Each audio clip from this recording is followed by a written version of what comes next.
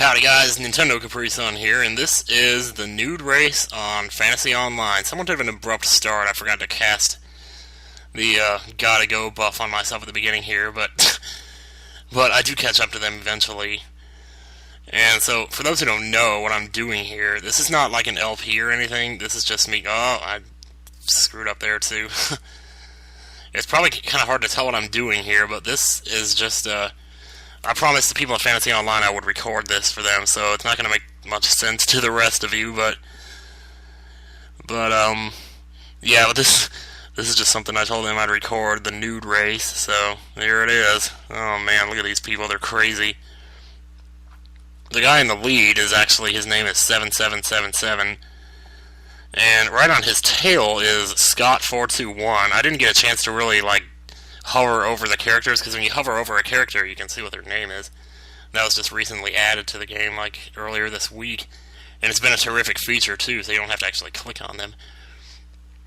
And the only reason I'm running faster than everybody else is because of my buff, my gotta go buff. So, that's kind of, I did that on myself so that I'd be able to film it. I'm not actually participating in the race here. I'm just kind of spectating. So I got up here ahead of him a little bit and then just stopped so you could watch him go by. But then after that, I never was able to catch up to him again because I forgot that my gotta go ran out. There they go. These guys are crazy. This is a girl in a Santa cat. This is so cute. This game is adorable, I swear to God. Yeah.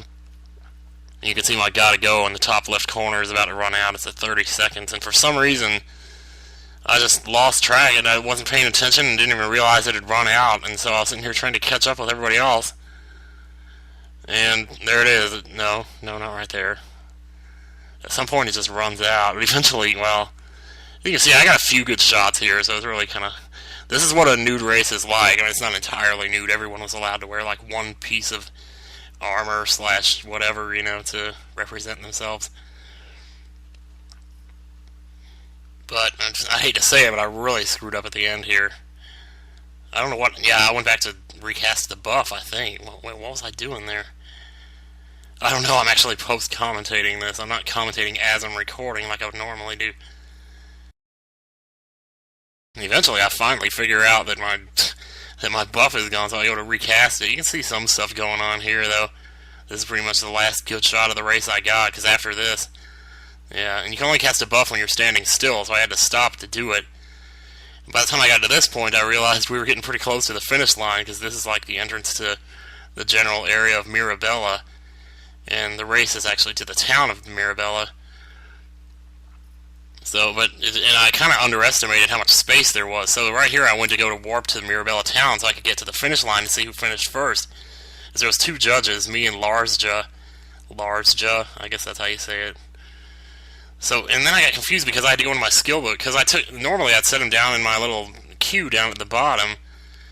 So I tried to run over here real quick and look at the finish line, but I was like, no, I'm going to have to go to the finish line. By the time I got there, most people had already finished the race.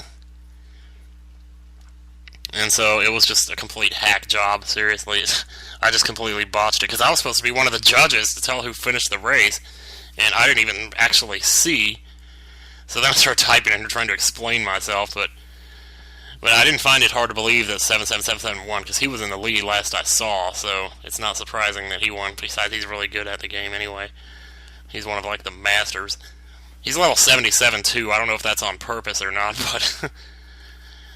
yeah, so I just kind of played along with it and said, yeah, it looks like 777. I'm such a dick. I don't know why I said that, but, pretending like I was there the whole time. I was trying to cover my ass.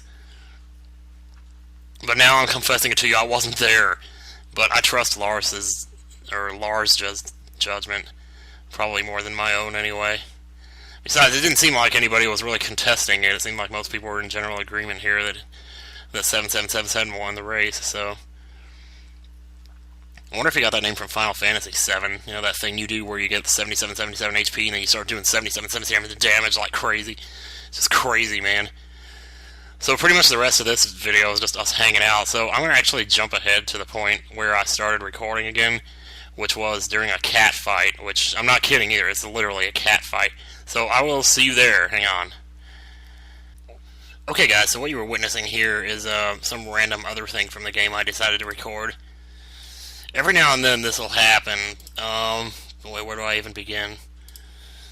As you can see, the guy in the middle in the red baseball cap is fighting a cat, and those yellow numbers above the cat are the damage he's dealing to it. Now, the yellow numbers you might briefly see above him are the damage that the cat deals to him, which is actually quite a lot. Now, for some reason, this is one of the crazy things about this game, is these cats, they just randomly walk around town, and you can fight them as monsters, but they have like 1,000,000 health, and they're really difficult to defeat. So there's about 6 of us standing around healing this guy over and over again. So every time you see a 140 pop up over somebody's head, which you probably can't see that in the video because it's really blurry, but that's someone casting a heal on him, and I'm casting it as well. It's my heal spell down here in my queue. This is all my abilities, actually. And let's see, we can check the cat's health here. He's down to 72,000 and progressively getting lower. And meanwhile, ooh, yeah, I'm going to keep casting those heals because surprisingly, even with 4 or 5 people healing him, you can see he's still losing health. But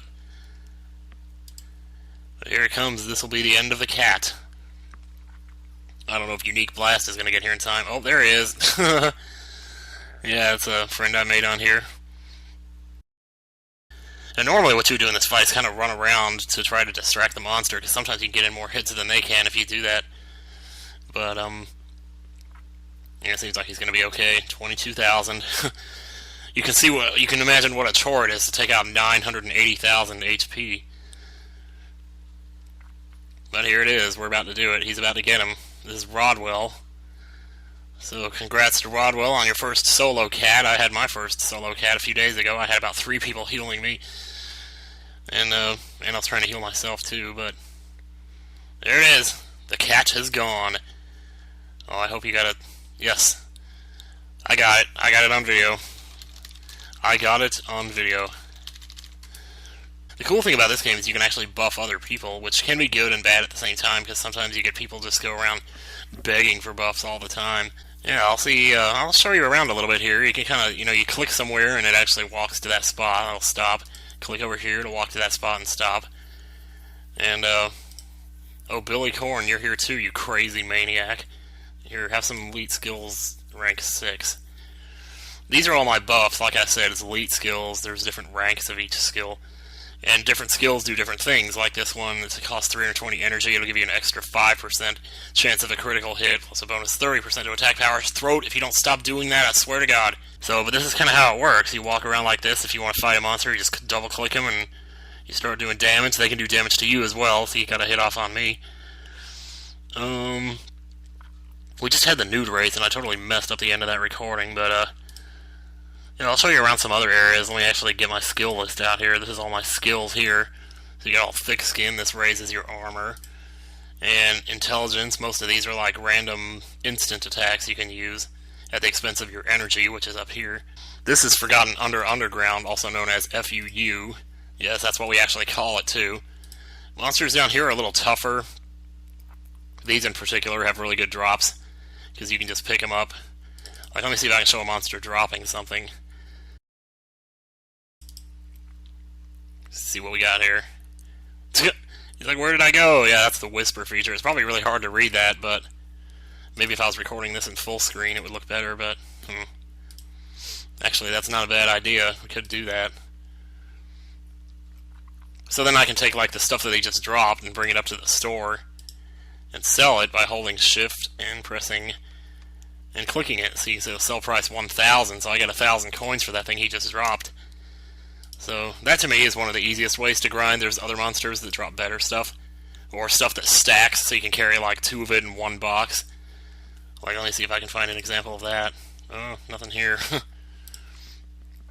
It's pretty cool. Down here at Crab Coast is where I usually go to do most of my regular crafting stuff, which is, this is pretty much what all the high-level players do, since crafting is the only way to gain experience once you pass level 75. These are all my helms, helm shells, and body shells, and crap shells, and heroes and a half shells, and every kind of shell you can imagine. Because pretty much when crafting is the only way to gain experience, you'll craft anything, regardless of whether or not you actually need it. I mean, you don't have to pay money to actually play the game, but it does give you a little bit of an advantage, not much of one, but a little bit. Like, for instance, down here, power up, you see, it's basically, I mean, I'm not going to lie, it's $60, but, you know, but this stuff gives you really good. Well, I never showed you the equipment screen.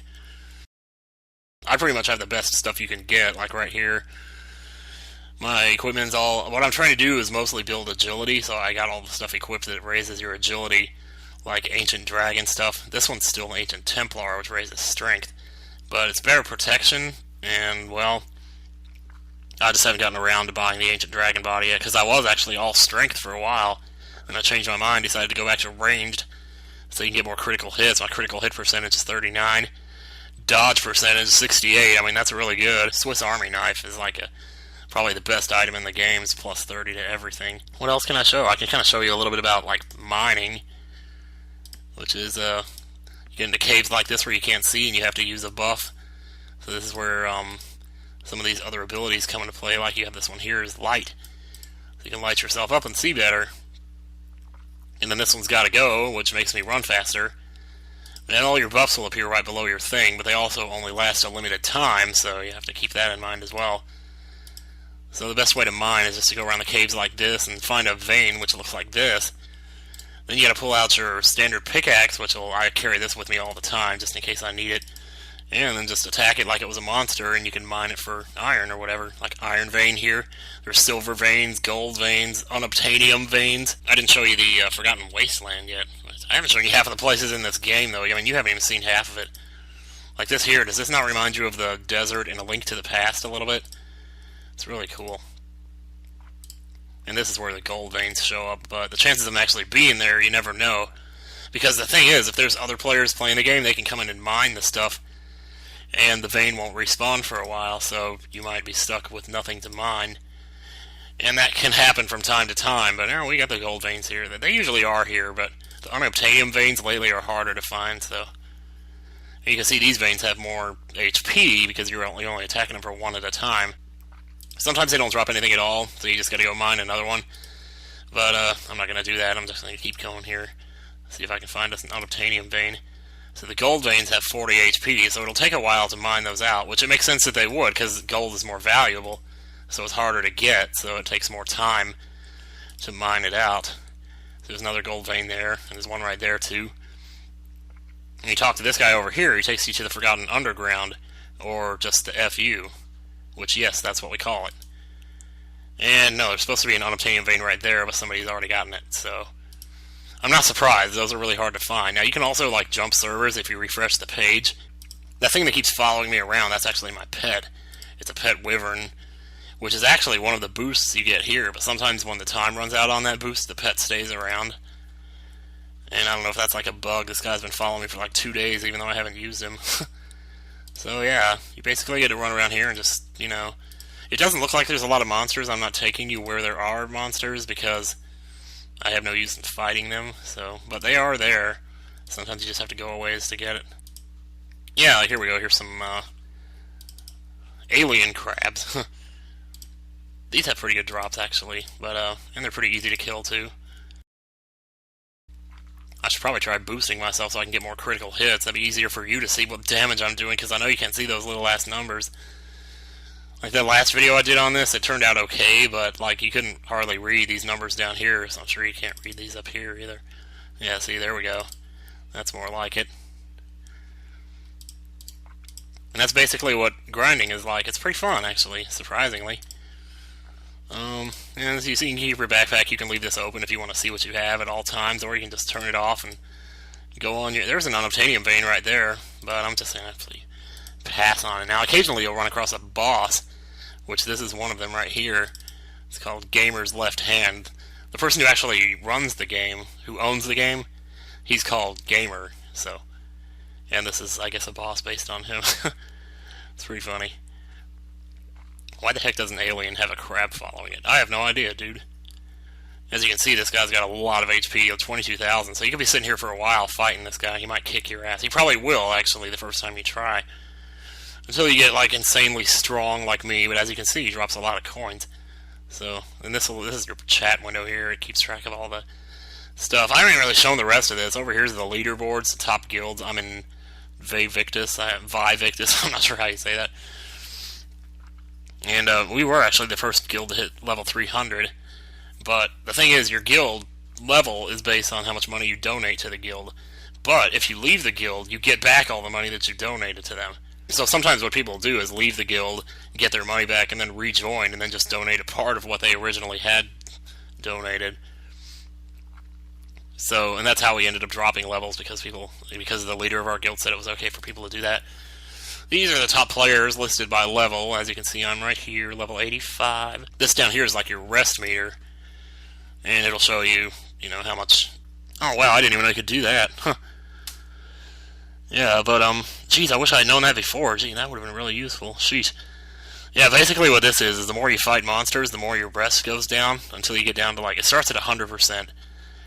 And then when it gets down to 50, then you start gaining half experience for monsters, so you can't just sit there and grind for 24 hours a day, Then once it gets down to 0, you pretty much just can't play at all. You won't gain any experience at all. So you have to wait for it to build back up to 100. And it does go back up pretty slowly. It's like 1% every 5 minutes, so... And you'll probably lose like 1% for every monster you kill if you're fighting something that's about as strong as you are. Occasionally you'll talk to a person, and they'll have a quest for you to do. Like, let me see if I can find one of them, because I didn't really explain that either. A white exclamation point over their heads, that's a question mark, I know. But it'll start out as an exclamation point if you've never done the quest before. This one's a question mark because I've already done it, but it's a daily quest that respawns every day. And once you take on the quest, then it turns into a white question mark. And once you're done with the quest, it turns into a yellow question. But as you can see, I go around here and kill big clams, 6 out of 20. It was 7 out of 20 there. And 8 out of 20. So that's one other way you can gain experience past level 75 is by doing these daily quests. Yeah, these guys drop a lot of useless crap. Oh, except for those. I like those. Those pearls, those are good for crafting, actually. Usually I have to buy those. My pet's in the way. I can't attack this guy. I wonder if I can turn him off. Probably if I re-establish the buff and then deactivated it, it would make him disappear. Basically, the point of having a pet, like the point of the buff, is that it increases your critical hit rate by like 8%, as long as he's following you around. So I don't know if that means I have it now, because I clearly don't have the buff now, and like, there's another pearl. Man, you never see two of them that close together. Holy crap. Got lucky there. These clams, like, they'll really gang up on you. You gotta be careful. Because if you're not, there's a third one. That's 3 pearls now. That is incredible. Did he maybe up the drop rate on those or something? I've never seen 3 pearls in that short a period of time. I've seen 2 pretty quickly, but man, never 3. There we go. Quest complete. So now, as you see, okay, it's actually a yellow question mark when you're done, not a yellow exclamation mark like I was saying earlier. And you just don't even think about it. So you do that, and notice the 2500 appeared above my head. That's how much experience I gained. Normally, when you kill monsters, you'll get a number over your head. And that'll be how much experience you just gained. Okay, I didn't mention this, but the storage, you actually have to pay real money for this. But if you're serious about playing the game, especially crafting, you're going to want to get this. This is all my storage, which I think I already showed. But I'm keeping like all my precious gems and stuff down here. Sometimes they design new areas to coincide with the seasons, and this one in particular is Haunted Forest, which looks extremely cool.